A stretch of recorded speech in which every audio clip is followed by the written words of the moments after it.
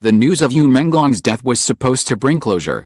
The official explanation, delivered by police reports and echoed in statements from his grieving family, was brutally simple: intoxicated after drinking. The beloved 37-year-old actor and singer accidentally fell from a high-rise building to his death. The tragedy shocked fans across China and reverberated through Asia, where his performances in dramas like Eternal Love and The Starry Night, The Starry Sea had made him a household name. Yet in the weeks following his funeral, the story did not fade into silence. Instead, it grew louder, darker, and more disturbing. As whispers of inconsistencies, autopsy leaks, forensic anomalies began to circulate. What was presented as an accident began to look less like fate and more like a mystery tangled in shadows. Those who adored Menglong, known affectionately as Alan Yu, were unwilling to accept that his final moments could be reduced to a careless stumble after drinking. He was disciplined, professional, and in the middle of filming new projects. How could he just fall? Wrote one fan on Weibo. Others pointed to his future schedule, his ongoing drama releases, and his visible enthusiasm at his last public performance. There was no sign of despair, no obvious chaos in his life. The more people thought about it, the more the accident story began to crack. And then came the leak. According to multiple sources close to the investigation, the autopsy did not align neatly with the image of a man drunk and falling helplessly from a balcony. The wounds on Yu's body, far from being straightforward, it's something stranger, possibly even sinister. Odd bruises were found on his arms, inconsistent with a clean fall. Certain fractures suggested a defensive posture, and whispers spread of ligature-like marks that should not have been there at all.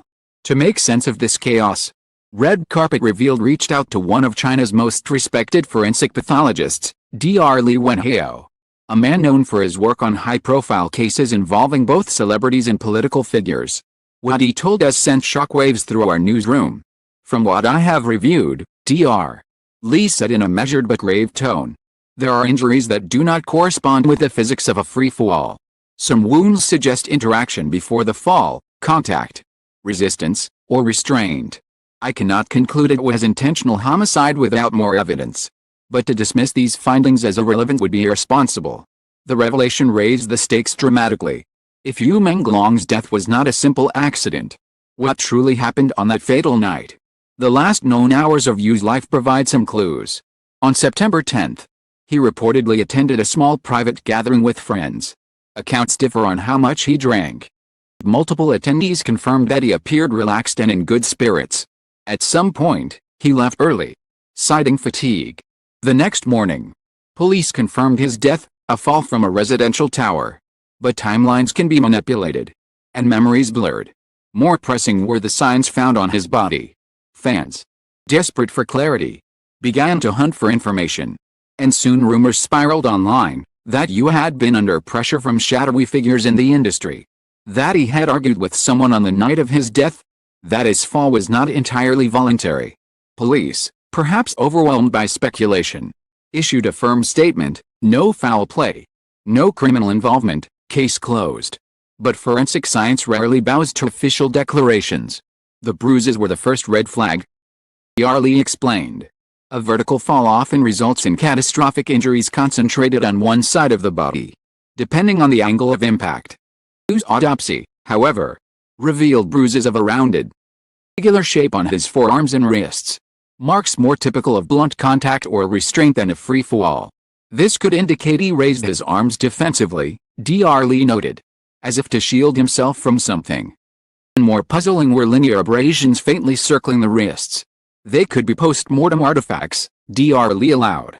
But their symmetry is troubling. I cannot rule out the possibility of ligature marks. Psychology report added another layer of confusion. Alcohol was present in Yu's system, but in concentrations that Dr. Li described as moderate, not extreme. Enough to impair balance, perhaps, but not so much that he would have lost total control. He was not incapacitated, Dr. Li stressed.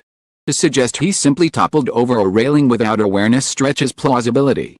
And then came the most haunting observation: the angle of his fractures. Yu had landed in a way that suggested a partial twist midair. But the distribution of injuries did not fully match the trajectory of a balcony fall. There are inconsistencies, Dr. admitted. Not impossible, but unusual enough to warrant further examination. For the fans grieving online, these words confirmed what their hearts had already suspected: there was more to Menglong's death than met the eye. Tags demanding justice trended repeatedly, each one pulling new voices into the chorus of doubt. Candlelight vigils turned into rallies, with fans holding posters that read, "We will not forget. We will not be silenced." In the entertainment industry, meanwhile, silence reigned. Leagues expressed sorrow but avoided speculation. Studio statements were sanitized. Yet one anonymous insider, speaking to us on condition of anonymity, hinted at conflicts you had faced in recent months, contracts, disputes, and unresolved tensions with powerful figures. "Isn't the type to make enemies," the insider said softly. "But sometimes, in this business, enemies find you."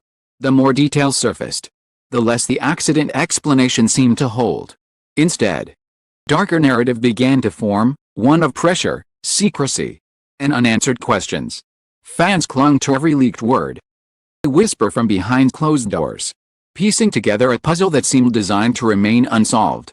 The autopsy had raised questions no fan, no family member, no colleague was prepared to answer. The questions refused to disappear. Instead, they multiplied, fueled by leaks, whispers, and the relentless persistence of those who loved Menglong too deeply to accept silence. Dr. Lee Wenhao had already rocked the narrative by confirming that Yu's wounds did not fully match a clean balcony fall. But as more details emerged, the case began to resemble not an accident, an unsolved crime wrapped in layers of secrecy. One looked, the darker it became. Behind closed doors, exclusive documents surfaced. Internal notes from the forensic team, passed anonymously to red carpet, revealed lacerations on Yu's body that could not be explained by the official trajectory of his fall. The notes detailed unusual bruising patterns across his torso, and abrasions on his back suggesting contact with a rough surface before impact, as though he had been shoved, dragged, restrained. Dr. Lee interpreted grimly. Most chilling of all was the toxicology reanalysis. All police insisted only alcohol was involved. Second look revealed faint traces of a sedative compound commonly found in prescription anti-anxiety medication. "The levels are low," Dr. Lee explained. "Combined with alcohol, they would impair coordination significantly. If administered without his knowledge, this would make him vulnerable." This revelation cracked open an entirely new theory, that Menglong may have been incapacitated before his fall, whether by accident, negligence, or intent. The idea sent shivers through both fans and investigators alike. On Weibo, hashtags exploded: "Justice for Menglong," "Truth behind the fall," and "Hidden wounds." Demanded transparency. Some began posting side-by-side comparisons of Yu's smiling performance in May with the lifeless reports of September, captioned with heartbreaking questions. How could this man be gone so suddenly? Who wanted him silenced? The entertainment world, usually so quick to capitalize on tragedy, remained eerily quiet. Co-stars offered condolences but avoided interviews. Studios withdrew promotional campaigns. Yu had completed hung in limbo, their release dates uncertain. To many, silence was not respect, it was fear. Anonymous insiders began to speak. Carefully, cautiously. A crew member from Yu's last drama confided, there were tensions on set. He was professional, but something weighed on him. Meetings behind closed doors. Phone calls that ended in arguments. He didn't tell us details, but we knew he was under pressure. Could those pressures have followed him home? Could they have played a role in his final night? Dr. Lee Wenhao remained methodical, refusing to leap to conclusions. "I will not say this was murder without undeniable proof," he emphasized. "But what I can say is that the wounds, the toxicology, timeline, none of it aligns with a simple fall." And further investigation. His cautious words carried explosive weight. In China's tightly controlled entertainment industry, to challenge the official narrative was rare, even dangerous. Yet Dr. Lee's reputation lent credibility that fans clung to desperately. The fallout was immediate. Petitions demanding a reinvestigation gathered hundreds of thousands of signatures. Online forums buzzed with theories that Yu had been entangled in business disputes with powerful figures, that his company's financial troubles had left him vulnerable, that he knew secrets someone didn't want revealed. Some theories bordered on the fantastical, Others carried a disturbing ring of plausibility. All, Yu's family begged for peace. His mother, already shattered by loss, pleaded publicly, "Please let my son rest. Please stop inventing stories." Yet even in her words, fans detected weariness rather than certainty, as if she too had questions that went unanswered. Climax of the forensic battle came when Dr. Lee agreed to speak at a closed symposium on forensic anomalies in high-profile deaths. There, for a small audience of experts, he presented anonymized slides of Yu's case. While he never mentioned Yu's name directly, the implications were unmistakable. These injuries, Dr. Lee said, pointing to the slides, include patterns consistent with restraint. They include fractures inconsistent with a simple vertical fall. Include toxicology traces that warrant explanation. If any case deserves reinvestigation, it is this one. Gasps filled the room. Within hours, his words leaked online.